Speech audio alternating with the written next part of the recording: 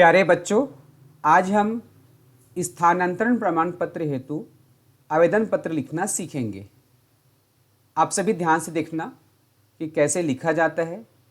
मैं एक एक चीज़ बताऊंगा और यह भी बताऊंगा कि कॉपी में कैसे सही तरीके से लिखा जाता है। तो सबसे पहले आप अपने कॉपी का एक पेज ले लीजिए और उसमें लिखना शुरू करना है। सबसे पहले यहाँ का जो लाइन है इसमें लिखेंगे सेवा में। इसके पश्चात ये लाइन को छोड़ देना और ठीक इसका जो नीचे का लाइन है इसमें यहाँ से लिखोगे श्रीमान प्रधान पाठक जी। यदि आपकी स्कूल में प्रधान पाठक है तो उनको लिखेंगे, यदि प्रिंसिपल है तो प्राचार्य महोदय लिखेंगे। ठीक है। उसके पश्चात उसके ठीक नीचे आपको लिखना है अपने स्कूल का नाम, जैसे कि यहाँ पर शासकीय प्राथमिक शाला नायक टाड़। ठीक है। अब यहाँ पर लिखेंगे, ये लाइन को छोड़ने के पश्चात नीचे के लाइन में यहाँ से लिखना है आपको विषय। ठीक, विषय जो लिखेंगे सेवा में जो लिखे हैं उसके ठीक सीधे में होना चाहिए यहाँ पर। अब विषय किस हेतु लिख रहे हो आप? स्थानांतरण प्रमाण पत्र हेतु आवेदन पत्र। इसके पश्चात इसके ठीक नीचे लाइन में यहाँ से लिखेंगे आप महोदय। महोदय लिखने के पश्चात इस लाइन को आपको छोड़ देना है, इसमें कुछ भी नहीं लिखना है।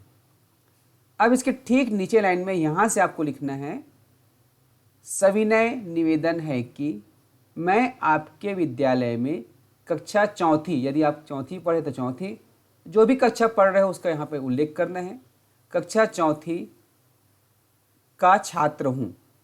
मेरे पिताजी का स्थानांतरण खरोरा से रायपुर हो गया।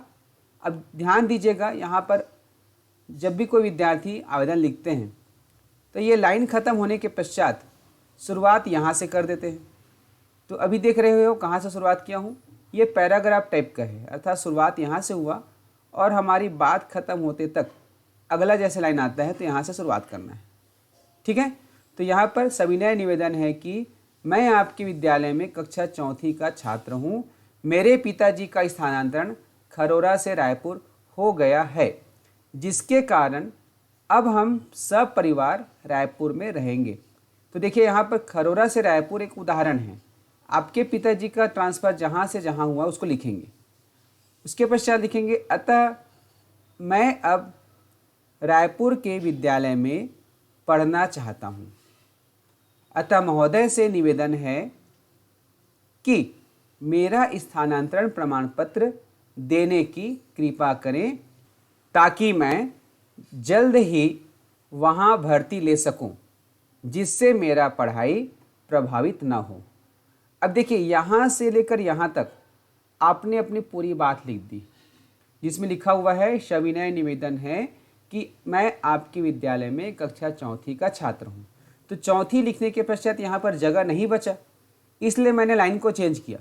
यदि आपके में जगह बचता है तो जो है आप इसके आगे का यहीं से लिखेंगे, या हो सकता है कि जब आप पढ़ोगे और इसको लिखना शुरू करोगे तो सविनय निवेदन है कि मैं आपके, यहाँ लिखने के पश्चात आपका लाइन यहाँ पे ख़त्म हो जाए।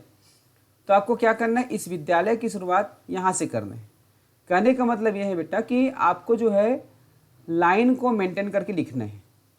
पहला लाइन यहाँ से होगा, उसके पश्चात बाकी सभी लाइन जब तक आपका मेन विषय संपन्न नहीं हो जाता तब तक यहाँ से शुरुआत करना है। ठीक है। अब आप देख सकते हैं पैराग्राफ को।